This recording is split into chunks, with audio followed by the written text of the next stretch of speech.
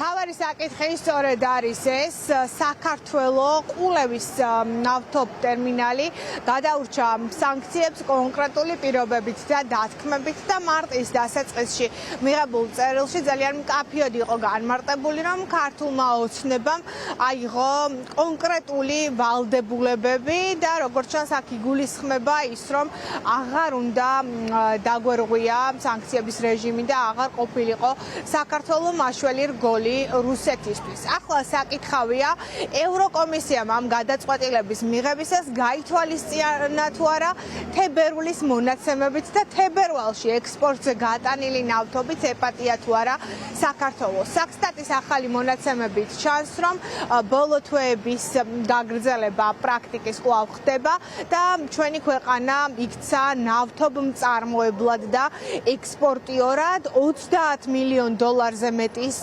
საწვავი გავიტანეთ თებერვლის განმავლობაში საზღვრებს გარეთ და ამ მონაცემებში საინტერესოა ქვეყნებიც. მაგალითად, ქართულ სტატისტიკაში პირველად გამოჩნდა აფრიკული სახელმწიფო ტოგო, რომელთანაც აქამდე საერთოდ არანაირი ვაჭრობა არ გქონია, თუმცა თებერვალში ოფიციალური მონაცემების თანახმად სწორედ ტოგო მიყიდა საქართველოდან 19 მილიონი დოლარის საწვავი. სპეციალისტები ახლა ქართულ ოცნებას სთხოვენ პასუხებს კვლავ დგას თუ არა ქვეყანა სანქციების რისკის წინაშე, რა ტიპის სქემა მუშაობს, მაშინ როდესაც ყულევის ნავთობგადამამუშავებელი ქარხნის მუშაობა არ მუშაობაზე ჯერ კიდევ არსებობს კითხვები, საწვავს ნამდვილად ამუშავებს ქვეყანა თუ უბრალოდ შემოტანილი რუსული ნავთობი შეცვლილი ეტიკეტით გადის საზღვრებს გარეთ.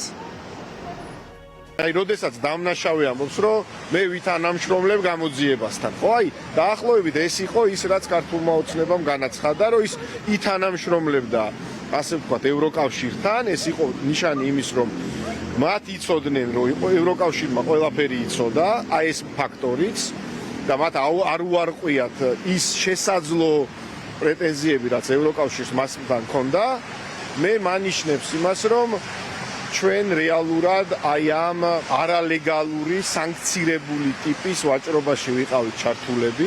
ვიყავით ორი გზით, შესაძლოა ორი გზით. ერთი გზა იყო უბრალოდ, რომ ჩვენ შემოგქონდა რუსული ნავთობი და შემდეგ მას ის გაგქონდა ავარაუდოდ ჩtildeოვანი ფლოტის დახმარებით სხვადასხვა ქვეყანაში, მათ შორის ტოგოში, თუ მართლა ხდებოდა გადამუშავება საქართველოსი მხრიდან ამ ნედლი ნავთობის. ჩვენ უნდა მოვთხოვოთ ახსნა განმარტება პირველ რიგში ქართული ოცნების მთავრობას და მეორე მხრივ იმ კომპანიას, რომელიც შეიქმნა როგორც გადამამუშავებელი ქარხნის ესე ვთქვათ კომპანია. ამ კომპანიის დაფინანსებაზე გადაწყვეტილება მიიღო ლევან დავითაშვილმა, როცა ვიცე-პრემიერი იყო და ეხლა არის მისი სამეთვალყურეო საბჭოს თავმჯდომარე. მე მგონია ტოგო შეიძლება იყოს სხვა დროს უგანდა, სხვა დროს ანგოლა, მოზამბიკი, ამას არ აქვს არანაირი მნიშვნელობა.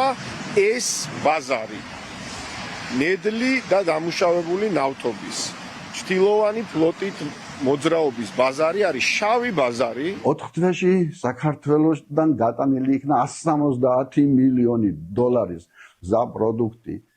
ეს ნიშნავს, რომ 9 მილიარდი ლარის ღირებულების პროდუქცია შექმნილა. სად არის ბიუჯეტში დღეგ? 9 მილიარდის ლარის პროდუქცია რომ შექმნა, დაახლოებით სადღაც 100 მილიონ ლარზე მეტი ხელფასი უნდა გაცემულიყო მუშებზე. ნახოთ რა რეაგირება ექნება ევროკავშირს, მთავრობას, ამ სოკარს.